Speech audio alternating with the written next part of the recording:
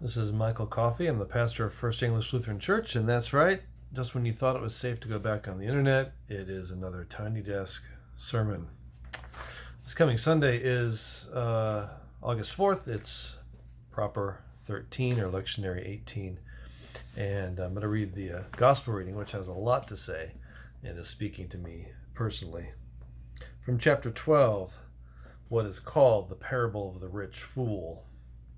Someone in the crowd said to Jesus, "Teacher, tell my brother to divide the family inheritance with me." But he said to him, "Friend, who set me to be judge or arbitrator over you?" And he said to them, "Take care. Be on your guard against all kinds of greed, for one's life does not consist in the abundance of possessions." Then he told them a parable.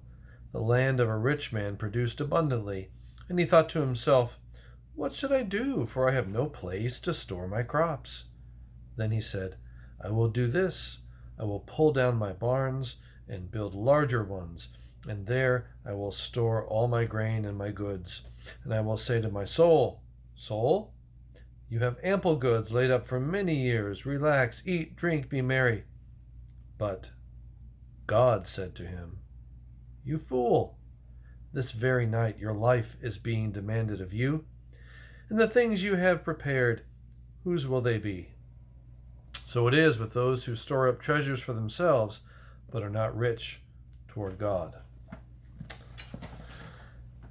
Well, this one kind of hits home pretty close for me. I am a couple things. Today is my birthday. I'm 53. And, as you get older, you get a little closer to that final day, like the rich man who was a fool.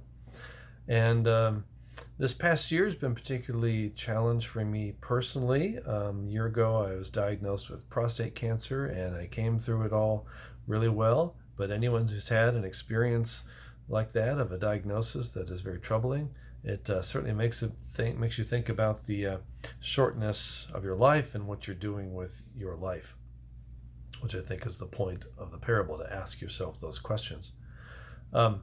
Also, this week, my family and I are moving from our 4-bedroom, 3,000 square foot home to a 3-bedroom, 2,000 square foot townhouse. And so we have been spending many months downsizing. And when you are downsizing, it really makes you realize how much stuff you have that you just accumulate over the years for all kinds of reasons, if you are kind of a typical American family. And then what do you do with all that stuff?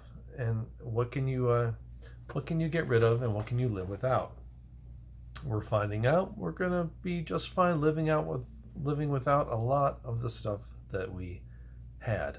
We've already gotten rid of most of what we don't need, and we still have plenty. So, the parable speaks especially to, I think, the American context, where accumulation of stuff is kind of our favorite pastime. It might even be our civil religion.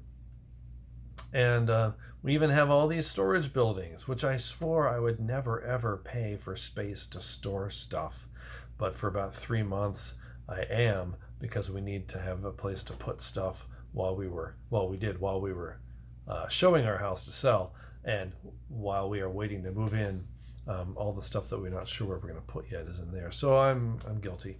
But it's a great sign to us that we have so much stuff. We do exactly what the parable says. We build bigger barns, bigger storage facilities, bigger garages to put stuff in. So life is not made of material possessions. It is not about stuff. What is it about? Well, Jesus says it means being rich toward God. What does that mean? It means, I think, first placing your trust in God and in God's love for you and for all others above whatever it is that material stuff gives us. And it's powerful what it gives us. And it's a security. It's a sense of self-worth. Well, what does it mean to find your security or your self-worth in God? And then I would like to go a little beyond that, which is, what does life consist of if not family and friends and neighbors and strangers to love? And to not store up all this stuff for ourselves, but use what we can of our possessions and our wealth to enjoy life with others, to help others, to celebrate life with others. Not to store up all of our food, but to eat it in a great feast, or to give food or money to help feed people who don't have enough. That's the deep joy of life, is to be rich toward God and to find that richness in how we share life together. So hope you find someone to share the richness of life in God with today and in the days ahead, and that we will know the true life that Jesus speaks of. Peace.